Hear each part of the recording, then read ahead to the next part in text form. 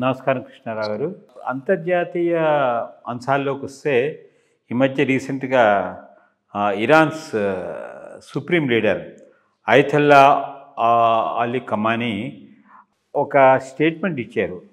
Muslims cannot ignore suffering of Muslims in Myanmar, Gaza and India.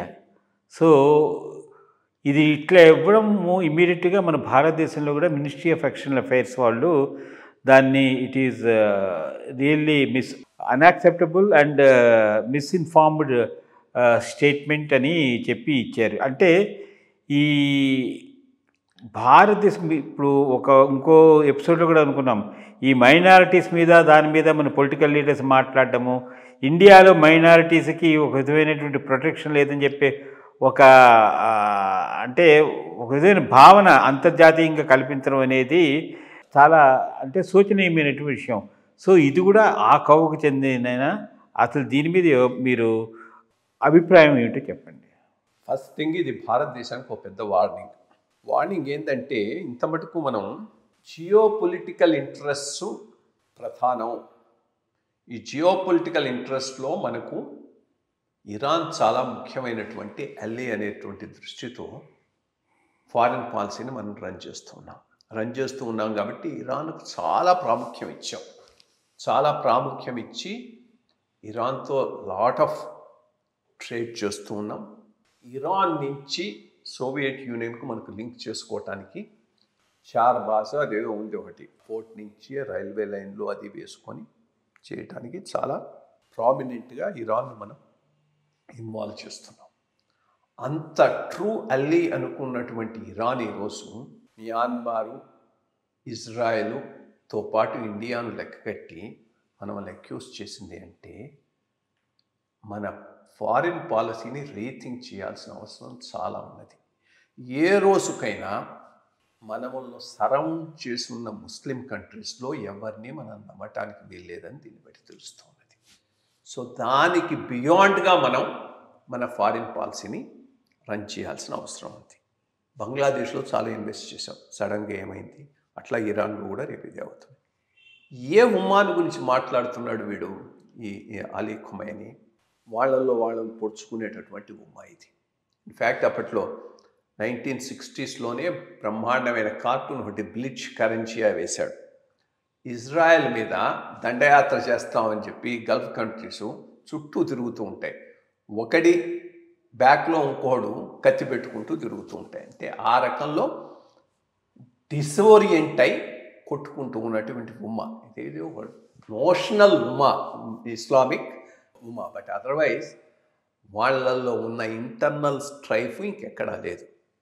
మరి అట్లా మాట్లాడేవాడు మరి బెలూచిస్తాన్ గురించి ఎందుకు మాట్లాడటం? ఉమ్మా అంటే only when it is non ముస్లిమా? ముస్లిములు కొట్టుకుంటే మాత్రం దానికేమీ ఇది లేదు. మొత్తం మ్యాక్సిమం అట్రాసిటీసు ముస్లిమ్స్ మీద ముస్లిం కంట్రీస్లో జరుగుతున్నాయి.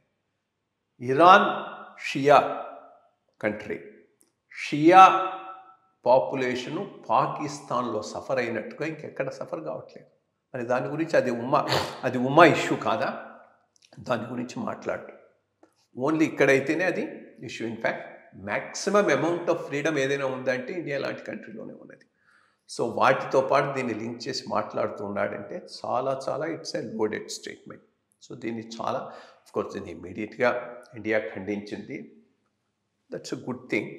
బట్ ఖండన అదర్వైజ్ మనం జియో పొలిటికల్గా పొజిషనింగ్లో ఎప్పటికీ వీళ్ళని నమ్మటానికి వీల్లేదు అనేటటువంటి ఒక స్ట్రాంగ్ మెసేజ్ అయితే ఇరానియన్ లీడర్ ఇచ్చాడు. ఈ మొత్తం కంట్రీస్ ఏ రోజుకైనా సెక్యులర్ అయితేనే మనం సేఫ్, కానీ ఈ ముస్లిం ఛాందసవాదానికి మెయిన్ బెడ్రాక్స్ అయినంతకాలం ఈ అన్ని దేశాల నుంచి మిగిలిన దేశాలకు ఉన్నట్టుగానే ఇండియా కూడా స్ట్రాంగ్ థ్రెట్ అయితే ఉన్నది, దాంట్లో ఏమీ డౌట్ లేదు. రెండోది, వీళ్ళ కంట్రీ యొక్క హ్యూమన్ రైట్స్ రికార్డ్ ఏంటి? బెలూచిస్తాన్లో part of Baluchis live with in Iran. వాళ్ళను డిస్క్రిమినేట్ చేసినట్టుగా ఇంకెవరిని డిస్క్రిమినేట్ చేయరు. ఇరాన్లో సున్నీసు సఫర్ అయినట్టుగా ఇంకెవరూ సఫర్ కారు. అటువంటి ట్రాక్ రికార్డు పెట్టుకొని భాషను ఇస్తున్నటువంటి ఈ ఐతుల్లా గాడు అన్యాక్సెప్టబుల్. అందుకని స్ట్రాంగ్గా దాన్ని కండెమ్ చేశారు. కండెమ్ చేయటమే కాదు, లాంగ్ రన్లో మనం ఇరాన్ను ఒక పెద్ద అల్లీ కింద కల్టివేట్ చేస్తున్నాం, that to against America. Time మనం వీళ్ళ గురించి రియలైజ్ చేయి స్లోగా ఈ రిజీమ్స్ అందరికీ దూరంగా అమెరికాకు దగ్గరగా జరగటం కూడా మంచిదేనని నా అభిప్రాయం.